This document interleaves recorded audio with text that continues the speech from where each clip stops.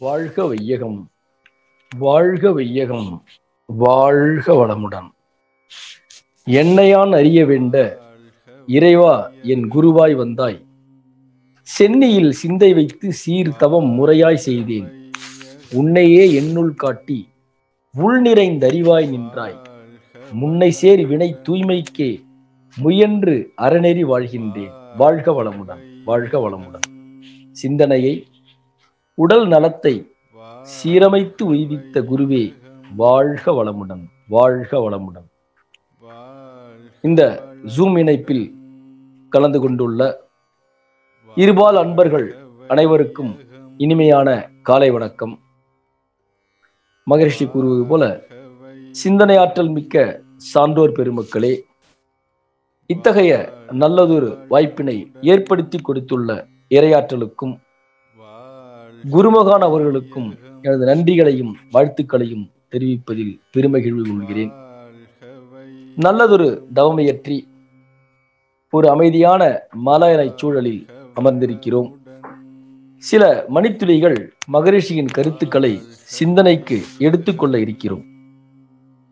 இதற்கு முன் நான் தங்களிடம் அயராத விழிப்பு நிலை என்ற தலைப்பில் கான்ஸ்டன்ட் அவேர்னஸ்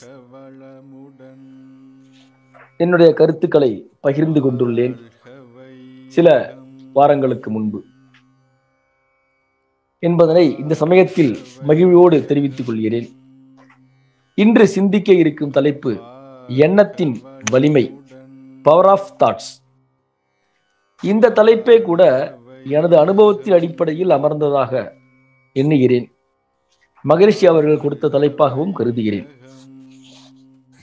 ஏனென்றால் இதற்கு முந்தைய முறை உரையாற்றும் பொழுது நல்லதொரு உரையினை வழங்கியிருக்கிறோம் என்ற நிகழ்ச்சியோடு கலந்து கொண்டு முடித்திருந்தேன். மீண்டும் வருமா வராதா என்று எனக்கு தெரியவில்லை. இருந்தாலும் நன்முறையில் மக்களிடம் நமது கருத்துக்களை விளக்குவதற்கு தேவையான சந்தர்ப்பம் அமையும் என்று எண்ணத்தை வலிமையாக செயல்படுத்தும் பொழுது இந்த நிகழ்ச்சி ஒருங்கிணைப்பாளர் பேராசிரியர் ஐயா அவர்கள் என்னை தொடர்பு கொண்டு நீங்கள் ஒரு தலைப்பில் பேசுங்கள் என்று கூறும்போது எனக்கு இந்த தலைப்பு தான் உடனடியாக சிந்தனைக்கு வந்தது என்று கூறுவதில் மகிழ்ச்சி கொள்கிறேன். அந்த வகையில் இன்றைக்கு நாம் எடுத்துக்கொள்ள இருக்கும் தலைப்பு எண்ணத்தின் வலிமையாகும். மகரிஷி அவர்கள் நமக்கு மனவளக்கலை பாகம் ஒன்றில் அகத்தாய்வு என்ற முறையில் நல்லதொரு எண்ணம் ஆராய்தல் என்ற தலைப்பில் சிறப்பான ஒரு சிந்தனையை கொடுத்திருக்கிறார்கள். நாம் எண்ணத்தை ஆராயப் போவதில்லை. நாம் அனைவரும் மனவளக்கலை அன்பர்கள், நன்கு தெரிந்தவர்கள். எண்ணத்தின் வலிமை குறித்து பேசுவதற்கு நாம் இங்கு இணைந்துள்ளோம். ஆக மகரிஷி கூறுகிறார், உணர்ச்சி என்ற உயிர் சக்தி புலன்கள் மூலமாக பிற இயக்கத்தோடு தொடர்பு கொள்ளும் போது தனது நிலையில் எழுச்சியடைந்து தனது உடல் இயக்கத்திற்கும் தொடர்பு கொள்ளும் பொருளுக்கும் அல்லது நிகழ்ச்சிக்கும் இடையே உள்ள வேறுபாடுகளை அழுத்தமாக, ஒலியாக, ஒளியாக, சுவையாக, மனமாக உணர்கின்றது. இந்த உணர்ச்சிகளை ஒப்பு ஊமையால் காலம், தூரம், பருமன், வேகன் என்ற 4 வகையால் கணிக்கிறது. இந்த கணிப்புக்கே எண்ணுதல் என்ற செயல் குறிப்பாகி அதுவே எண்ணம் என்று வழங்கப்படுகிறது என்று கூறுகிறார். ஆக ஒரு எண்ணம் தோன்றுவதற்கு எந்தெந்த வகையிலே நமது புலன்கள் இயக்கப்படுகின்றன என்று சிறப்பாக மகரிஷி அவர்கள் விளக்குகிறார். மேலும் பிரபஞ்ச இயக்கங்கள் அனைத்திலும் எண்ணம்தான் உயர்வானது, முடிவானது. இன்பமோ துன்பமோ எண்ணத்திற்கு அப்பால் இல்லை என்று கூறுகிறார். உயிர் சக்தியின் இயக்க விளைவுதான் எண்ணம். இது அறியும் திறனுடையதால் அறிவு என்றும் பேசப்படுகிறது என்று கூறுகிறார். ஆக எண்ணத்தை, அதனுடைய தன்மையை மிக அழகாக விளக்கும் பொழுது நமக்கு நல்ல அரிய பல கருத்துக்கள் கிடைக்கின்றது. எண்ணத்தை ஆராய்வது என்பது வேறு, எண்ணத்தின் நிலையை தெரிந்து கொள்வது என்ற நிலை வேறு. எண்ணம் என்பது எப்படி இயங்குகின்றது, அதிலிருந்து பல்வேறு அகக்காட்சிகள் எப்படி தோன்றுகின்றன என்று அடிக்கடி ஆராய்ந்து பாருங்கள் என்று கூறுகிறார். நீங்களும் அறிஞர்களாக திகழலாம் என்று கூறுகிறார் மகரிஷி அவர்கள். ஆக வெற்றியும் தோல்வியும் எண்ணத்தின் உள்ளே என்ற தலைப்பில் சொல்லுவது என்னவென்றால், ஒரு எண்ணம் மனதில் தோன்றினால் அதற்கு தேவையாக இருக்கலாம், பழக்கமாக இருக்கலாம், சூழ்நிலையாக இருக்கலாம், பிறர் மன தூண்டுதலாக இருக்கலாம், கருவமைப்பு அல்லது பாரம்பரியம், தெய்வீகம் என்ற 6ல் ஒன்றுதான் காரணமாக இருக்க முடியும். எண்ணம் தோன்றியதும் அதன் காரணத்தை அறிந்து வகைப்படுத்தி கொள்ள வேண்டும். அது நமது எண்ணமா, பிறர் எண்ணமா, பெற்றோர் எண்ணமா, அல்லது உலக சமுதாய தேவையை ஒட்டி பல நல்லவர்கள் மனதில் இருந்த எண்ணமா என்று கண்டுபிடித்து விட வேண்டும். அந்த எண்ணம் செயலானால் விளையும் விளைவு நமக்கும் பிறருக்கும் நன்மை பயப்பதா என காண வேண்டும். நல்விளைவு தருவதானால் தான் அந்த எண்ணத்தை தொடர்ந்து மனதில் வைத்திருக்க வேண்டும், செயல்படுத்தவும் செய்யலாம். ஒரு எண்ணம் தனக்கோ பிறருக்கோ தற்காலத்திலோ பிற்காலத்திலோ மனதிற்கோ உடல் வளர்ச்சிக்கோ ஊறி விளைவிக்காமல் இருக்க வேண்டும் என்று எண்ணத்திற்கு ஒரு அழுத்தம் கொடுக்கிறார் மகரிஷி அவர்கள். எண்ணத்திற்கு வலு சேர்க்கும் காரணிகளாவன அதை தேர்ந்தெடுக்கும் இலக்கு, குறிக்கோள். சரியான குறிக்கோள் இருக்க வேண்டும். திட்டமிடல், சரியாக திட்டமிடுதல், செயல்பாடு மற்றும் முயற்சித்தல், சூழலை தயார்படுத்துதல், தடை கற்களை விலக்கி படிக்கற்களாக மாற்றல் என்ற வகையில் நமது செயல்பாடுகள் அமையுமானால் நிச்சயமாக எண்ணத்திற்கு வலு சேர்க்க முடியும். உதாரணத்திற்கு, நாம் ஒரு குடும்பத் தலைவராக இருக்கிறோம் என்று வைத்துக் கொள்ளுங்களேன். நம் குழந்தைகள் கல்வி திட்டம் குறித்து எண்ணம் வகுத்துக்கலாம். குழந்தை பையனோ மகளோ நல்ல கல்வி பெறுவதற்காக எண்ணத்தை வலுவாக்கி இந்த கல்வியில் சேர்க்க வேண்டும், இந்த பணியில் சேர்க்க வேண்டும் என்று திட்டமிட்டு அதற்குரிய செயல்பாடுகளை செய்யும் பொழுது அந்த எண்ணத்திற்கு வலு சேர்க்க முடியும். திருமணத்திற்கு, பணியிடத்தில் கல்வி தகுதியை உயர்த்தி கொள்வதற்கு, தொழில் முனைவோராக இருக்கும் பட்சத்தில் நல்ல பயிற்சி பெற்று பொருளாதார மேம்பாடு அடைய, கடன் உதவி பெற, திறம்பட நிர்வாகம் செய்வதற்கு என்று எந்தெந்த வகையிலும் அந்தந்த தொழிலின் தன்மைக்கேற்ப நமது எண்ணங்களை கூர்படுத்தி கொண்டு அதை வலுவேற்றுவதற்கு முயற்சித்தால் நிச்சயமாக நல்ல பலனை தரும். எண்ணத்தின் நிலைகள் குறித்து மகரிஷி கூறும்போது கூட, எண்ணமே இயற்கையதன் சிகரமாகும், இயற்கையே எண்ணத்தில் அடங்கி போகும், எண்ணத்தின் நிலை காட்ட முடிவதில்லை, இல்லை என்று சொல்லவும் யாருமில்லை. எண்ணம் எழும் இடமோ ஓர் புள்ளியாகும், இயங்கி முடியும் அளவோ அகண்டாகாரம். எண்ணமே செயற்கை கருவிகளோ நடத்தினோடு இயற்கை கருவிகளை எல்லாம் இயக்கும் சக்தி என்று கூறுகிறார் மகரிஷி அவர்கள். பாரதியார் கூட என்ன சொல்லுகிறார்? எண்ணிய முடிதல் வேண்டும், நல்லவே எண்ணல் வேண்டும், திண்ணிய நெஞ்சம் வேண்டும், தெளிந்த நல் அறிவு வேண்டும் என்று கூறுகிறார். ஆக அந்த தெளிந்த நல் அறிவு பெறுவதற்கு என்ன வேண்டும்? திண்ணிய நெஞ்சம் வேண்டும். அது நல்லவா என்ன வேண்டும்? எண்ணிய முடிதல்வதற்கு இந்தந்த செயல்கள், நேர்மறையான எண்ணங்களை நாம் வளர்த்து கொள்ளும் பொழுது நிச்சயம் சாத்தியமாகும் என்று கூறுகிறார். மேலும் பாரதியார் இறைவனிடம் இறைஞ்சுவது கேட்டீர்கள் என்றால் என்னவென்றால், நின்னை சில வரங்கள் கேட்பேன், அவை நேரே இன்னெனக்கு தந்தருள்வாய் என்றன் முன்வினை தீயை வினைப்பயன்கள், என்றன் முன்னை தீய வினைப்பயன்கள் இன்னும் மூளாதழிந்திடுதல் வேண்டும். இனி என்னை புதிய உயிராக்கி எனக்கேதும் கவலையறச் செய்து மதிதன்னை மிக தெளிவு செய்து என்றும் சந்தோஷம் கொண்டிருக்கச் செய்வாய். தோளை வலிவுடையதாக்கி உடற்சோர்வும் பிணிபலவும் போக்கி அறிவாலை கொண்டு பிளந்தாலும் கட்டுமாறா உடலுறுதி தந்து சுடர் நாளை கண்டதோர் மலர்போல் ஒளி நன்னி திகழ் முகம் தந்து மதவேளை வெல்லு முறை கூறி தவமேன்மை கொடுத்தருளல் வேண்டும் என்று அந்த இறையருளை மிக ஆணித்தரமாக வேண்டுகிறார் மகாகவி அவர்கள். ஒரு மனோதத்துவ அறிஞர் கூறுவது கூட இப்படித்தான்: மனதின் சக்தியை சிதறவிடாமல் ஒரு குறிக்கோளுக்குள் குவித்தோமேயானால் நாம் எண்ணுகின்ற எக்காரியங்களிலும் வெற்றியை அடைந்து விடலாம். நமது எண்ணங்களை சிதறவிடாது நமது குறிக்கோளில் மனம் முழுவதையும் ஒருமுகப்படுத்துகின்ற போதுதான் எண்ணங்களுக்கு ஆற்றல் மிதமாகின்றது என்று கூறி, அதற்கு எண்ணத்தில் வலிமை பெற்ற அன்பர்கள் சிலரை அவர் பட்டியலிட்டிருக்கிறார். பாருங்கள், அடுப்பில் ஒரு பாத்திரத்தில் நீர் கொதித்து கொண்டிருக்கும் போது அந்த பாத்திரத்தின் மூடி தள்ளியதை பார்த்த ஜேம்ஸ் வாட் தனது கவனம் முழுவதையும் அதில் செலுத்தி நீராவிக்கு தள்ளும் சக்தி இருக்கின்றது என்று அறிந்து ரயில் என்ஜினை கண்டுபிடித்தார். ஆப்பிள் மரத்தில் இருந்து விழும் பழம் கீழ்நோக்கி விழுவதை அவதானித்து ஏன் விடுகின்றது, மேலே செல்லவில்லையே என்று சிந்தித்து தனது கவனம் முழுவதையும் ஒருமுகப்படுத்திய பின்புதான் சர் ஐசக் நியூட்டன் என்ன கண்டுபிடித்தார்? புவியீர்ப்பு சக்தியை கண்டறிந்தார். மேலும் லூதர் பர்பாங் ஆண்டு கணக்கில் ஆராய்ச்சி செய்து செடி கொடிகளுக்கு உயிர் இருக்கிறது என்று கண்டறிந்தார். மகாத்மா காந்தியடிகள் தனக்குள்ளே அகிம்சை உணர்வு இருக்கிறது என்று வாழ்ந்து காட்டிய மகான். அதே அந்த எந்த அளவுக்கு மன வலிவு துணிவு இருக்கும்போது உண்மை, நேர்மை, சத்தியம், அகிம்சை என்ற அன்பு என்று அனைத்து பண்புகளையும் ஒன்று திரட்டி நாட்டின் விடுதலைக்காக எந்த அளவுக்கு உழைத்திருக்கிறார் என்று அவருடைய எண்ணத்தின் வலிமையை நாம் உணர்ந்து கொள்ள முடியும். அன்னை தெரேசா அவர்கள் தொண்டுதான் எமது வாழ்க்கை என்ற எண்ணத்தின் வலிமையாக கொண்டு எத்தகைய சிறப்புற வாழ்ந்தார் என்று நாம் அறிந்து கொள்ள முடியும். மேலும் ஒரு விஷயத்தில் தமது எண்ணங்களை செலுத்தியவர்களே தலை சிறந்த விஞ்ஞானிகளாக இருக்கின்றார்கள், தலை சிறந்த அறிஞர்களாக இருக்கின்றார்கள். ஆக ஒரு எண்ணங்களை ஒருமுகப்படுத்தப்பட வேண்டும். சூரியனுடைய கதிர்களை ஒரு கண்ணாடி லென்ஸ் மூலம் குவிக்கும் போது அந்த ஒளிக்கதிர்கள் தான் ஒன்றாக திரண்டு லென்ஸை ஊடுருவி சென்று எரிக்கின்ற நெருப்பாக மாறுகிறது. லென்ஸின் கீழே இருக்கும் பஞ்சை எரித்து விடுகிறது. ஆக திரண்டு ஒருநிலைப்படும் ஒரு எண்ணம் தான் என்ன செய்ய முடியும்? உச்சத்தை அடைய முடியும்.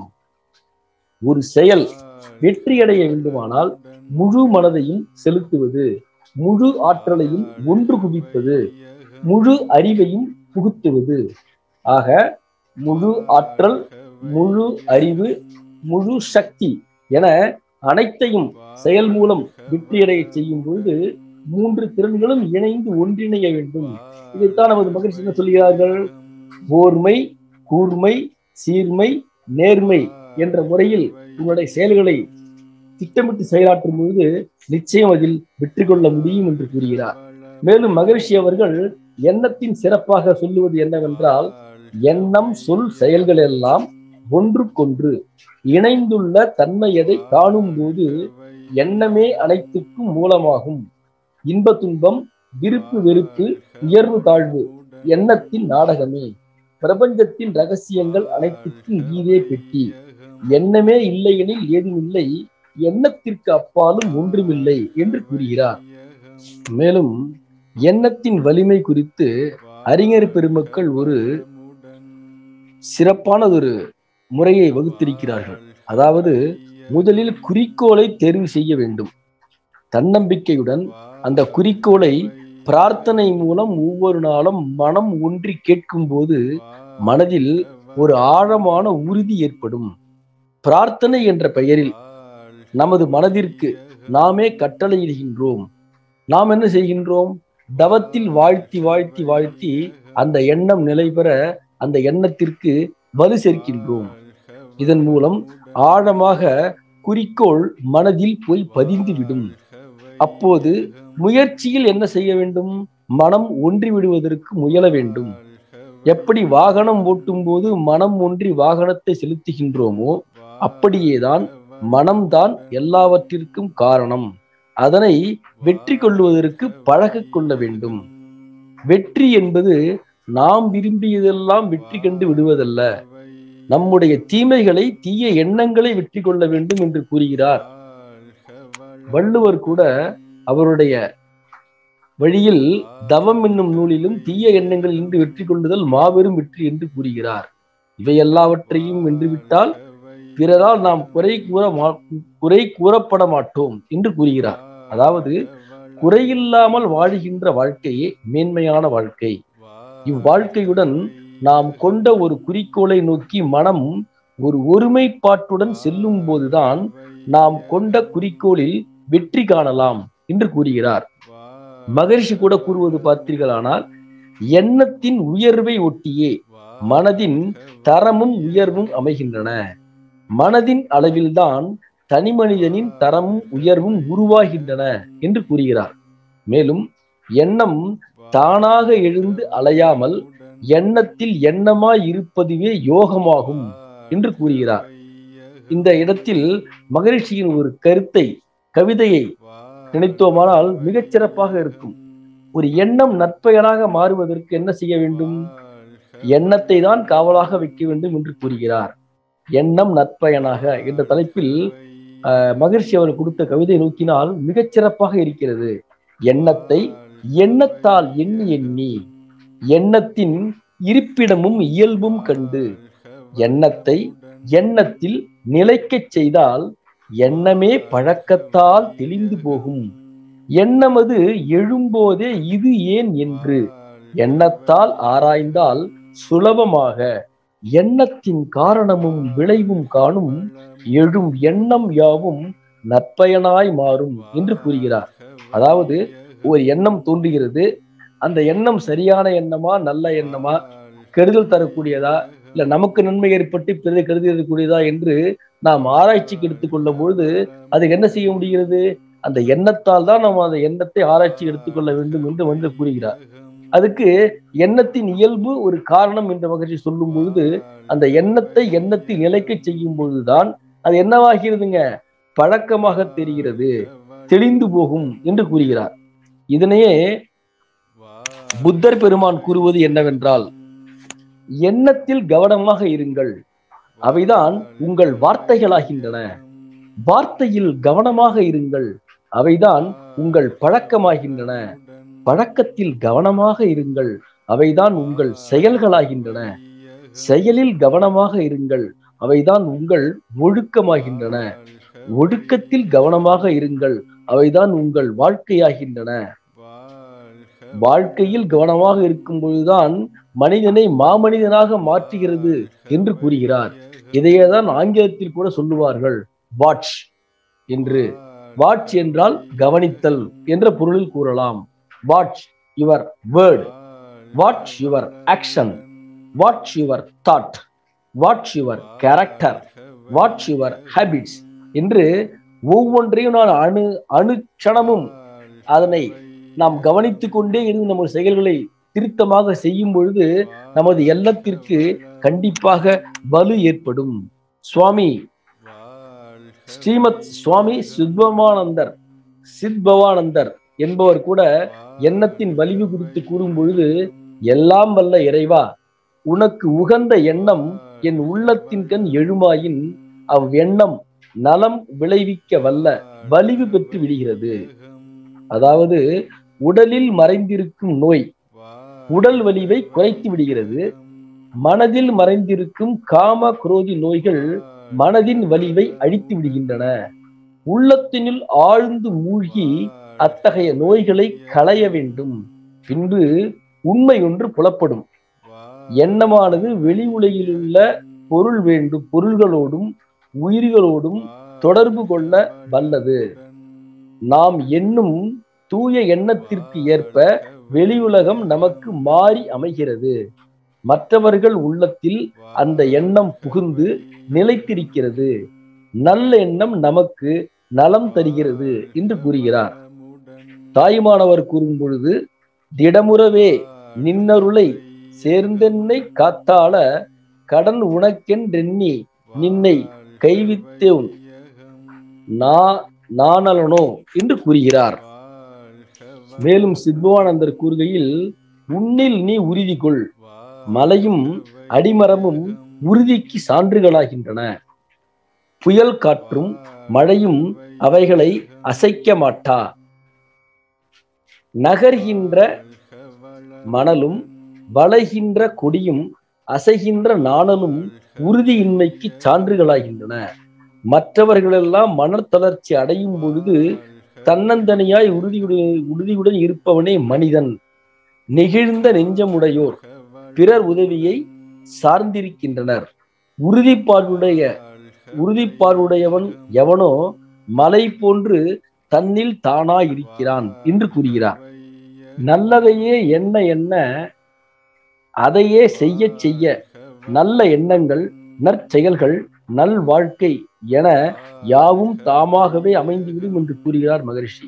தீய எண்ணங்கள் உள்ளத்தை கெடுப்பது போலவே உடலையும் கெடுக்கின்றன. ஆக எப்போதும் விழிப்போடும் சிந்தனையோடும் ஆற்றும் செயல்களினால் முன்வினையின் தீமைகள் தடுக்கப்படுகின்றன என்று கூறுகிறார்.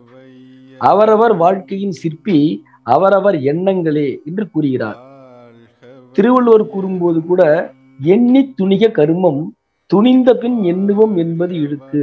ஒரு செயலை செய்வதற்கு முன் ஒரு முறைக்கு 10 முறை நின்று யோசித்து அவதானித்து செய்வது என்பது வேறு. செயலை செய்ய முற்பட்டு ஆரம்பித்த பிறகு பாதியில் போய் நின்று கொண்டு செய்யலாமா வேண்டாமா என்று குழம்பி நிற்பது மிகவும் தவறு என்று கூறுகிறார். ஆக எண்ணம் வலுவடைய நாம் என்ன செய்ய வேண்டும்? உயர்ந்த குறிக்கோளை நோக்கி நகர்ந்து செல்வதற்கு முயற்சிகளை ஈடுபடுத்தி கொள்ள வேண்டும். ஆக திட்டமிடல் சரியாக இருக்க வேண்டும்.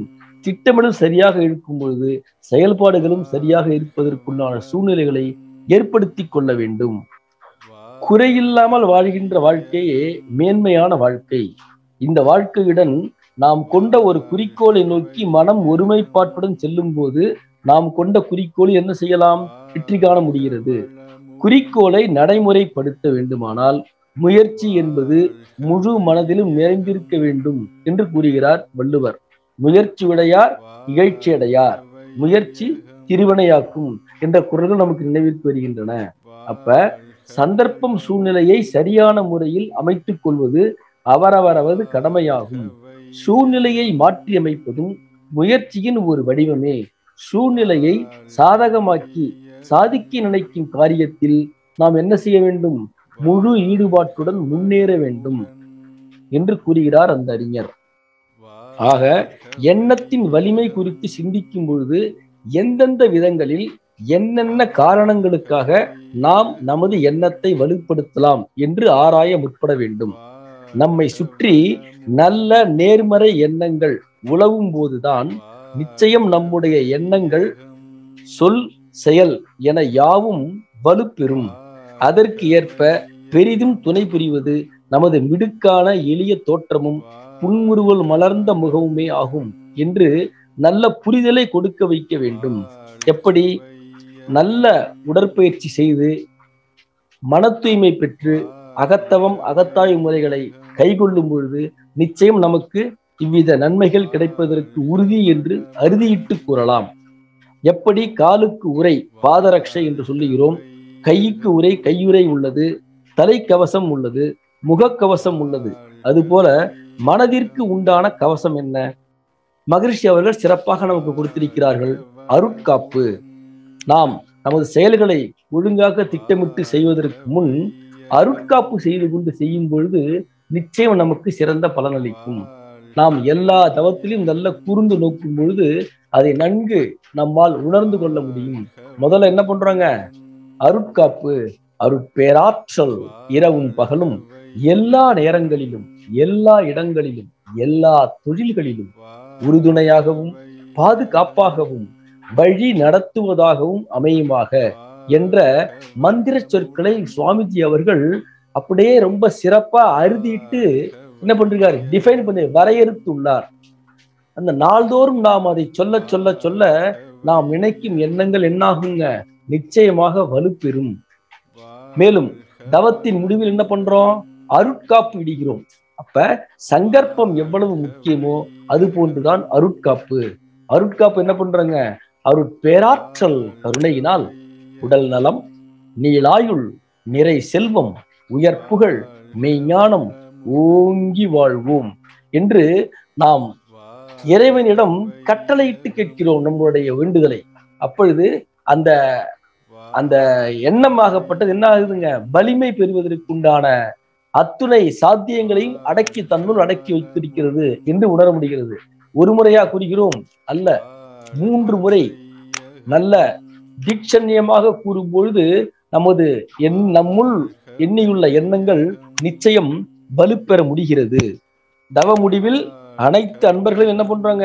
சிறப்பாக வாழ்த்துகிறோம். சிறப்பாக வாழ்த்தி முடிச்சுட்டு அப்புறம் என்ன பண்றாங்க? இரண்டொழுக்க பண்பாடு என்ற நமக்கு நாமே சிறப்பானதொரு பண்பாடை மேற்கொள்வதற்குண்டான செயல்முறையை திட்டமிட்டுக் கொள்கிறோம். ஆக மகரிஷி எப்படி வடிவமைத்திருக்கிறார் பாருங்கள். நான் எனது வாழ்நாளில் யாருடைய உடலுக்கும் மனதுக்கும் துன்பம் தரமாட்டேன், துன்பப்படுவோருக்கு என்னால் முடிந்த உதவிகளை செய்வேன் என்று நமக்கு நல்லதொரு பண்பாட்டை வகுத்து கொடுத்துள்ளார். அதன் பிறகு பார்த்தோமா என்னது, உலக நல வாழ்த்து, உலக நல வேட்பு. உலகில் உள்ள பொறுப்புடைய தலைவரெல்லாம் உயிரறிவை உள்ளுணர்வாய் பெறுதல் வேண்டும். உலகனைத்து நாடுகளின் எல்லை காக்க ஓர் உலக கூட்டாட்சி வலுவாய் வேண்டும். உலகில் போர் பகை அச்சமின்றி மக்கள் உழைத்து உண்டு வளம் காத்து வாழ வேண்டும். உலகெங்கும் மனித குலம் அமைதி என்னும் ஒரு வற்றாத நன்னீதி பெற்று உய்ய வேண்டும் என்று வரையறுக்கிறார். ஆக இதிலிருந்து என்ன நாம் அறிய முடிகிறது? மகரிஷி அவர்களின் எண்ணத்தின் வலிமையாகப்பட்டது அனுதினமும் நம்முடைய தவ சங்கல்பத்தில் சொல்ல சொல்ல சொல்ல சொல்ல நிச்சயம் நடைபெற்று கொண்டே இருக்கின்றது.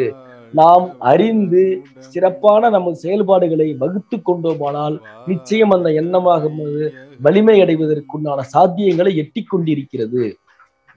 எண்ணமே எக்காலத்திற்கும் வாழ்க்கை சிற்பி என்று கூறுகிறார்.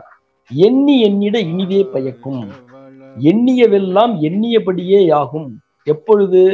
எண்ணத்தில் உறுதியும் ஒழுங்கும் அமைந்திடில் என்று கூறுகிறார். உள்ளொன்று வைத்து புறமொன்று பேசும் உறவு களவாமை வேண்டும் என்று கூறுகிறார் வள்ளலார் அவர்கள். இதையே மகரிஷி என்ன சொல்றார் பாருங்க. உண்மையில் எதிரி உனக்கு உண்டலில் உள்ளத்தில் எழும் ஒழுங்கற்ற எண்ணமே, நாட் ஃபார்மேட்டட் டிசிப்ளின்டு மேனர் அப்படி சொல்லுகிறார். ஆக நாம் இங்கு கவனத்தில் கொள்ளக்கூடியது என்னவென்றால், எண்ணத்தின் வலிமை பெறுவதற்கு சிந்தனை திறனை வளர்த்து கொள்ள வலிமையாக்க 3 வகையான பயிற்சிகள் நம்மால் திட்டமிடப்பட வேண்டும். என்னென்ன பயிற்சிகள்? திட்டமிட்டு செயல்புரிதல், பிளான்டு ஒர்க், விழிப்பு நிலையாக செயலாற்றுதல், அவேர்னஸ், மற்றொன்று தற்சோதனை. இந்த 3ம் நம் வசம் எண்ணத்தின் வலிமையாக இருக்கும் பொழுது நிச்சயமாக அதனை நம்மால் என்ன பண்ண முடியுங்க? கடைபிடிக்க முடியும், மேற்கொண்டு செயலாற்ற முடியும். இந்த இடத்துல மகரிஷி அவர்களின் எண்ணத்தின் வலிமை குறித்து நாம் சிறிது சிந்தனைக்கு எடுத்துக்கொள்வோம். என்ன பண்ணியிருக்கார் பாருங்க. தெளிவாக திட்டமிடல், உயரிய நோக்கத்தை குறிக்கோளாக கொண்டு அதனை நோக்கிய பயணத்தை தொடர்வது. அதாவது என்ன சொல்லியிருக்கிறார்?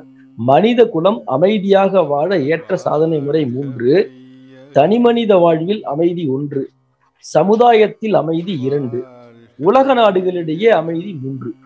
ஆக தனி மனித அமைதி பெற குண்டலினி யோகம் என்ற அகத்தவ பயிற்சியும், காயகல்ப யோகம் என்னும் கருவள பயிற்சியும், எளிய முறையிலான உடற்பயிற்சியும் அளிக்க திட்டமிடுதல், சிறப்பான பயிற்சி முறைகளை வடிவமைத்தல். இதன் மூலம் உடல் நலம் காத்து மனவளம் பேணி அறிவில் சிறந்தோங்கி குடும்ப இனிமை காத்து வாழ்வின் நோக்கம் ஈடேற வழிவகை செய்கிறார். 2வது என்ன? சமுதாய அமைதி. சமுதாய அமைதிக்கு ஒழுக்கம், கடமை, ஈகை என்ற அறநெறி சாதனைகளை படிக்க கற்றுக் கொடுத்தல். இதன் மூலம் தானும் சிறப்பாக வாழ்ந்து சமுதாய மக்களுக்கு வாழ்வின் பெருநோக்கத்தை விளக்கி தொண்டாற்ற தூண்டுதல் செய்தல். 3வது என்ன? உலக அமைதிக்கு உலக நாடுகளிலேயே போரை ஒழித்து நிலையான அமைதி நிலவ ஓர் உலக பேரரசு அமைக்கும் திட்டத்தை உருவாக்குதல்.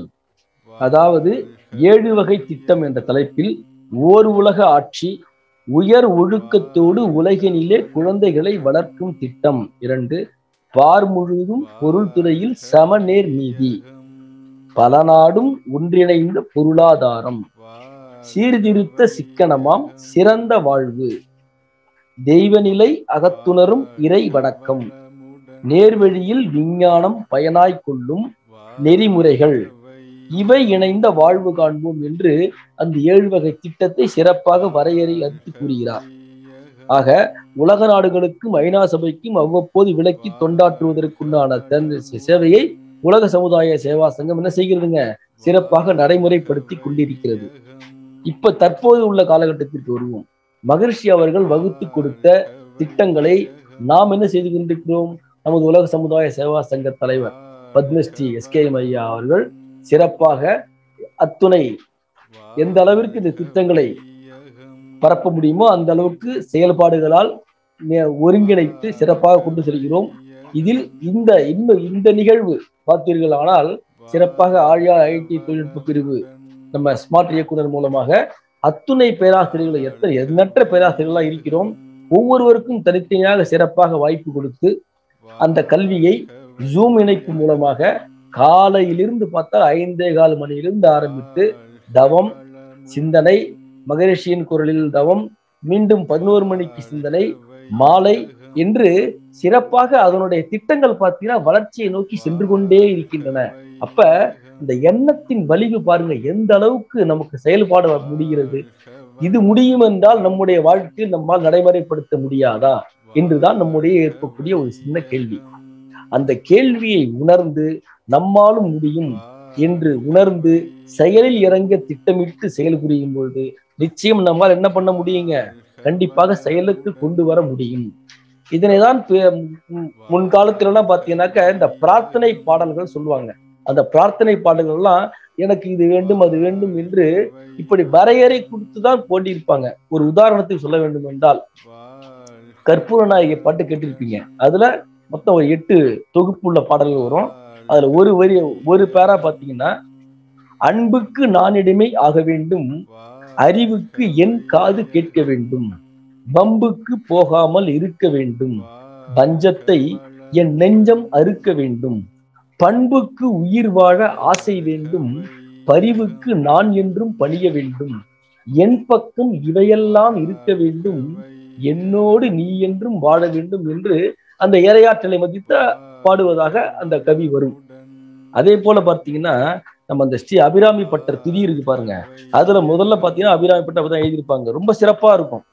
கலையாத கல்வியும் குறையாத வயதும் ஓர் கபடு வாராத நட்பும், கன்றாத வளமையும் குன்றாத இளமையும் கழுப்பினி இல்லாத உடலும், சலியாத மனமும் அன்பு அகலாத மனைவியும் தவறாத சந்தானமும், தாழாத கீர்த்தியும் மாறாத வார்த்தையும் தடைகள் வாராத கொடையும், தொலையாத நிதியமும் கோணாத கோலும் ஒரு துன்பமில்லாத வாழ்வும் என்று அந்த பாடல் வரும். ஆக இதையெல்லாம் வேண்டுதலுக்கு உண்டாக்கி பிரார்த்தனை மூலமாக அந்த எண்ணங்களை நாம் உருவேற்ற சங்கல்பம் செய்து கொள்ள என்ன எண்ணம் நம்முள் எழ வேண்டும் நிகழ வேண்டும் என்று நாம் நினைத்திருக்கிறோமோ கண்டிப்பாக அந்த எண்ணம் என்னாகுங்க, செயலுக்கு வரும், வலிவுடையதாக ஆக்கும்.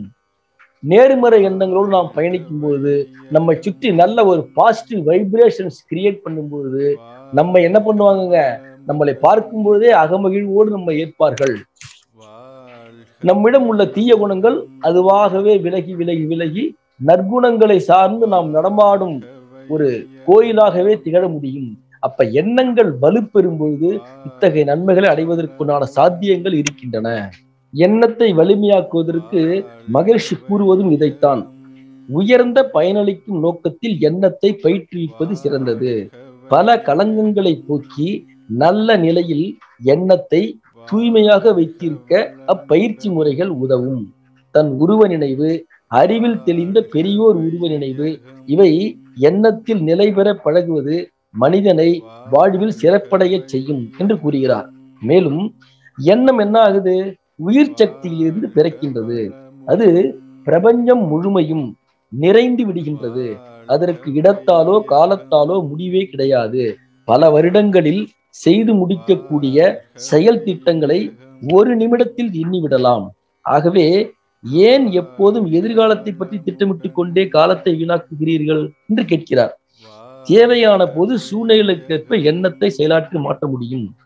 அதாவது மகரிஷி என்ன சொல்றாருன்னா, ஒளி ஒன்றுதான், அது ஆற்றிய செயல்களும் விளைவுகளும் பல பல. அதுபோல எண்ணம் ஒன்றுதான், ஆனால் அது ஆற்றிய செயல்களும் விளைவுகளும் கணக்கிடவே முடியாது.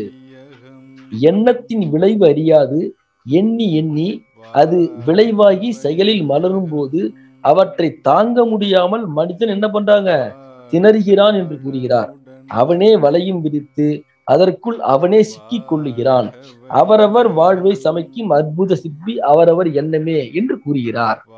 ஒரு முறை கேள்வி பதில் நிகழ்ச்சியில மகரிஷி கிட்ட ஒரு என்பர் கேட்கிறார், சுவாமிஜி எண்ணத்திற்கு அளவு முறை மிகுதல் முரண்படாது இருத்தல் என்பது எப்படி பொருந்தும் அப்படின்னு கேட்கறாங்க. அதுக்கு எப்படி சொல்றாரு பாருங்க பதில். எண்ணத்தை அலட்சியப்படுத்த முடியாது. ஒரு எண்ணம் தோன்றும் போது அது பல கோடி செல்கள் இணைத்து கொண்டு அந்த காட்சிகளை ஒளி நிழல் என்ற அளவிலே வடிவத்தை எடுக்கிறது. ஆகவே அங்கே நம் ஜீவகாந்த சக்தி செலவாகிறது. ஒரு தடவை எண்ணிவிட்டோம் என்றால் நாம் நினைக்காமலே மீண்டும் மீண்டும் அந்த எண்ணம் எழுந்து எழுந்து அடங்கும். இவ்வாறு பல தடவை எழும்போது அந்த எண்ணமானது என்னாகிறது? தடவைக்கு தடவை வலுப்பட்டு கொண்டே இருக்கிறது. அந்த செயலை செய்வதற்கு உடல் செல்களையும் தூண்டிவிடுகிறது. ஆகவே எண்ணத்திற்கும் அளவு வேண்டும். உடல் தேவைகளை முடிப்பதற்கும் மற்றும் உள்ள கடமைகளை ஆற்றுவதற்குமாக எண்ணங்களை கட்டுப்படுத்தி கொள்ள வேண்டும். எண்ணம் தானே என்று அலட்சியமாக பல எண்ணங்களையும் அவற்றை ஒட்டிய ஆசைகளையும் ஏற்படுத்தி கொண்டால் அவை நம்முடைய செயல்களை தூண்டும் அளவிற்கு கொண்டு வந்து விடும். பற்று பாசம் இவைகளின் மூலமாக அதிகமான எண்ணங்களை இரவு பகலாக நாம் என்ன பண்ணியிருக்கோம்? எண்ணிக்கொண்டே இருக்கிறோம். ஒவ்வொரு எண்ணத்திற்கும் சில செல்கள் இயங்க ஆரம்பிக்கும். நமக்கு தூக்கம் வரக்கூடிய நேரத்திலும் நாம் இயக்கிவிட்ட எண்ண ஓட்டம் நிற்காமல் தொடர்ந்து ஓடிக்கொண்டே இருக்கும். இதனால் தூக்கமும் வராது. ஜீவகாந்த சக்தி அதிகம் செலவாகி உடல் நலம் குன்ற வாய்ப்பு ஏற்படும். அதிகமாக எண்ணி எண்ணி மூளையில் உள்ள செல்களுக்கு அதிக வேலை கொடுத்து விட்டால் உடலுக்கு என்னாகும்? ஓர் இறுக்கம் வந்துவிடும். அதை சரிப்படுத்த அதற்கென தியான பயிற்சி செய்தாக வேண்டும். அன்பு, பண்பு, இனிமை, வாழ்த்து இவைகளெல்லாம் ஒரு மனிதனுக்கு வேண்டிய நல்ல எண்ணங்கள். கோபம், வெறுப்பு, சாபம், வஞ்சம் போன்ற எண்ணங்கள் மனதில் இருந்தால் நம்முடைய உடல் நலமும் மனநலமும் பாதிக்கப்படும் அப்படின்னு சொல்லிட்டு உதாரணம் சொல்றாரு பாருங்க. நாம் ஒருவரை வெறுக்கிறோம் என்று வைத்துக் கொண்டால் அந்த வெறுப்புணர்ச்சி மனநலத்திற்கு பொருத்தமற்றதாக அமையும். அது ஜீவகாந்தத்தின் மூலமாக உடலை விஷமாக்க கூடும். ஒருவர் கெட வேண்டும் என்று நினைக்கும் போது அந்த எண்ணத்தினாலே முதலிலே நாம் தான் கெட்டு விடுகிறோம். அது கருமையத்தில் போய் பதிவாகி விடுகிறது. ஆக பல தடவை ஒருவர் கெட வேண்டும் என்று நினைக்கும் பொழுது நமது சிவகாந்தாலே கலங்கப்படுகிறது. நம் நினைவினாலே தான் நாம் கெட்டு போகிறோம். இந்த கெட்ட எண்ணம் தன்னை கெடுத்து வெளியிலும் பாய்கிறது. ஆகவே இது முரண்பாடான எண்ணம், பொருந்தாத எண்ணம், வாழ்வை சீரழிக்கக்கூடிய எண்ணம். எனவே எண்ணத்தை சீரமைத்துக் கொள்ள வேண்டும். நல்ல எண்ணங்களையே எண்ணுதல் வேண்டும். தீய எண்ணங்களை என்ன செய்ய வேண்டும்? தவிர்க்க முயற்சிக்க வேண்டும் என்று கூறுகிறார்.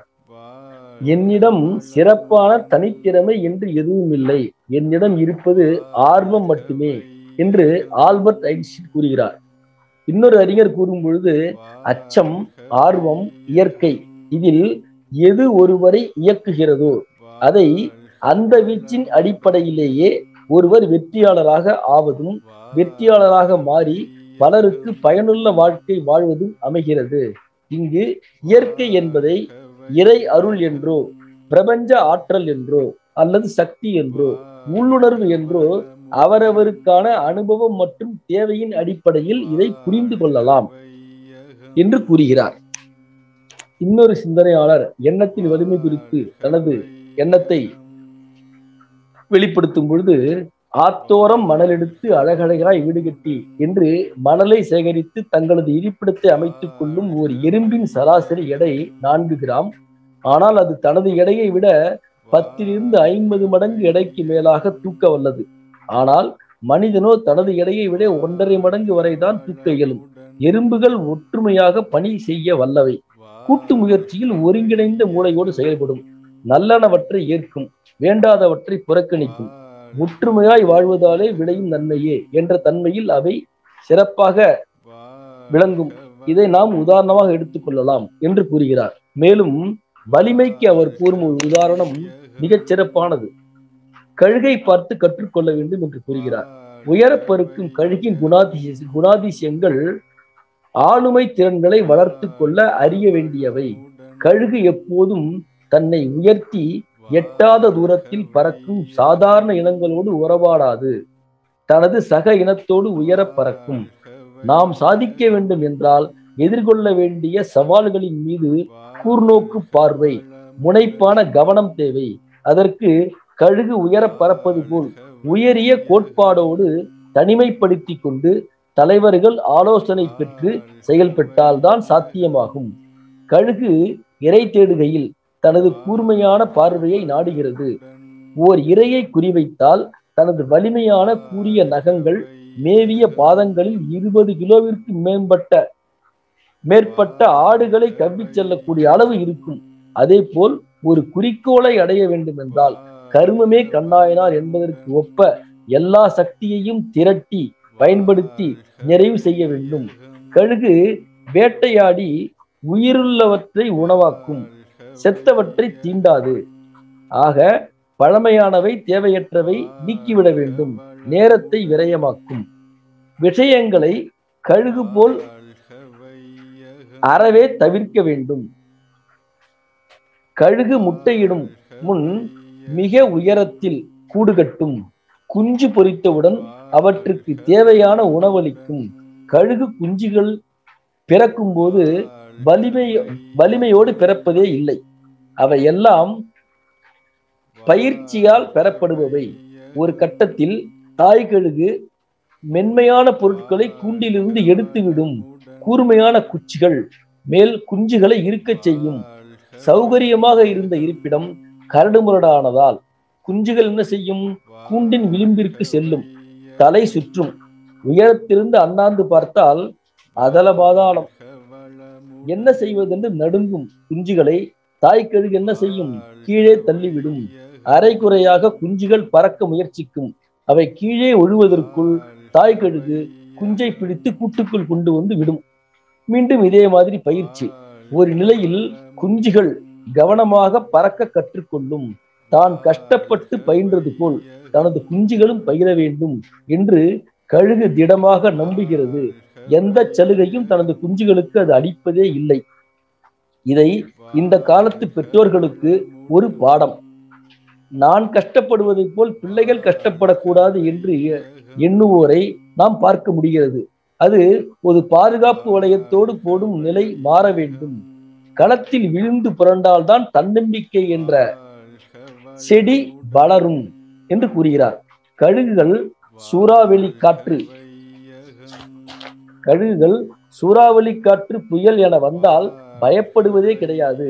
மாறாக காற்றின் அழுத்தத்தை உபயோகித்து மேகங்களுக்கு மேலே சென்று வீசும் காற்றின் வேகத்தோடு இதமாக பறக்கும். மற்ற பறவைகளோ என்ன செய்யும்? மரங்களின் இலைகளில் போய் தஞ்சமடைந்து கொள்ளும். நாம் என்ன செய்ய வேண்டும்? கழுகு போல புயல் வருகையில் பிரச்சனைகளை எதிர்கொண்டு தடைகளை வெற்றிப்படிகளாக மாற்றி தங்களை சாதனையாளர்களாக மாற்றுவதற்கு உயர்த்தி கொள்ள வேண்டும். ஆக கழுகு காலத்தால் நலிந்த தன் சிறகுகளை கிள்ளி எடுத்துவிட்டு புதிய சிறகுகளை பறக்கும் வரை காத்திருக்கும். காலத்திற்கு ஏற்றவாறு தம்மை மாற்றிக்கொள்ள வேண்டும். பயிற்சியில் ஈடுபட்டு புதுப்பித்துக் கொள்ள வேண்டும் என்பதை கழுகு நமக்கு உணர்த்துகிறது. எறும்பின் வைராக்கியமும் கழுகின் கம்பீரமும் நம்மை வழிநடத்த வேண்டும் என்று கூறுகிறார் அவர். இந்த இடத்தில் எண்ணத்தின் வலிமை குறித்து பேசும் பொழுது நமது மகரிஷி அவர்களின் சிறந்த கவிதை ஒன்றுதான் நினைவுக்கு வருகிறது. மகரிஷி அவர்கள் மணமக்களுக்கு வாழ்த்தாக 16 பெற்று வாழ்க என்ற ஒரு கவியை முன்வந்து கொடுத்திருப்பார். மிகச் சிறப்பான கவிதை. இறையுணர்வும் அறநெறியும் கல்வி, தனம், தானியம், இளமை, வலிவு, துணிவு, நன்மக்கட்பேறு, அறிவில் உயர்ந்தோர் நட்பு, அன்புடைமை, அகத்தவம், அழகு, புகழ், மனித மதிப்புணர்ந்தொழுகும் பண்பு, பொறையுடைமை எனும் பேறு 16 பெற்று போற்றலுக்கும் தூற்றலுக்கும் வாழ்த்துக்களே கூறி மறை விளக்கும் உயர் வாழ்வை மதித்து ஒழுக்கம் காத்து மனையறத்தின் ஒளிவிளக்காய் வளம் ஓங்கி வாழ்க என்று கூறியிருப்பார். இதை நாம் என்ன செய்யலாம்னா, அனுதினமும் நாம் தவம் முடிந்து இந்த கவியை சொல்ல சொல்ல சொல்ல சொல்ல சங்கல்பம் போல் சொல்ல சொல்ல சொல்ல இந்த ஆற்றல்கள் அத்தனையும் நம்மிடம் பெருகும். 16 செல்வங்களும் சிறப்பாக வருவதற்குண்டான வாய்ப்புகளை இது நல்கும். எண்ணத்தை வலுப்படுத்துவதற்கு இத்தகைய சீரமைக்கப்பட்ட சிந்தனைகளை, மிக சிறப்பான நல்ல கவிகளை நாம் தேர்ந்தெடுத்து உள்வாங்கி அனுதினமும் படிக்கும் பொழுது சொல்லும் பொழுது நமது எண்ணம் என்னாகுங்க? நல்ல மேம்படும். நல்ல எப்படி சொல்றது, நேர்மறை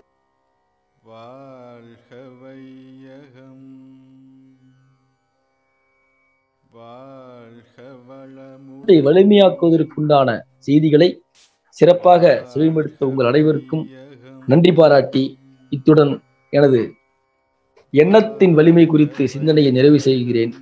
இத்தகைய நல்லதொரு வாய்ப்பளித்த உலக சமுதாய சேவா சங்க தலைவர் பத்மஸ்ரீ SKM மயிலானந்தன் ஐயா அவர்களுக்கும், நமது ஸ்மார்ட் இயக்குனர் ஐயா MK தாமோதரன் ஐயா அவர்களுக்கும், மற்றும் ஆழியாறு IT தொழில்நுட்ப பிரிவு இயக்குனர் மற்றும் அதன் அன்பர்கள் அனைவருக்கும் இந்த தருணத்தில் என்னுடைய நெஞ்சார்ந்த நன்றியை தெரிவித்துக் கொள்வதில் பெருமகிழ்ச்சி கொள்கிறேன். மேலும் இதுவரை எனது உரையை சிறப்பாக செவிமடுத்த அன்பு உள்ளங்கள் யாவருக்கும் என்னுடைய மகிழ்ச்சியை தெரிவித்துக் கொள்கிறேன். இந்த நிகழ்ச்சியை சிறப்பாக ஒருங்கிணைத்து நடத்தி கொண்டிருக்கும் பேராசிரியர் பெருமக்கள் யாவருக்கும் எனது நன்றியை தெரிவித்துக் கொள்கிறேன். நீங்கள் அனைவரும் நல்ல உடல் நலம், நீளாயுள், நிறை செல்வம், உயர்ப்புகள், மெய்ஞானம் பெற்று மேலோங்கி வாழ வாழ்த்துகிறேன். வாழ்க வளமுடன், வாழ்க வளமுடன், வாழ்க வளமுடன். நீங்கள் அனைவரும் அபிராமிப்பட்டர் கூறியது போல, கலையாத கல்வியும் குறையாத வயதும் ஓர் கபடு வாராத நட்பும், கன்றாத வளமையும் குன்றாத இளமையும் கழுபிணி இல்லாத உடலும், சலியாத மனமும் அன்பு அகலாத மனைவியும் தவறாத சந்தானமும், தாழாத கீர்த்தியும் மாறாத வார்த்தையும் தடைகள் வாராத கொடையும், தொலையாத நிதியமும் கோணாத கோலும் ஒரு துன்பம் இல்லாத வாழ்வும் அமைய எல்லாம் வல்ல இறையருளும் குருவருளையும் வேண்டி நிறைவு செய்கிறேன். வாழ்க வளமுடன், வாழ்க வையகம், வாழ்க வையகம், வாழ்க வளமுடன். நன்றிங்க ஐயா. வாழ்க வளமுடன்.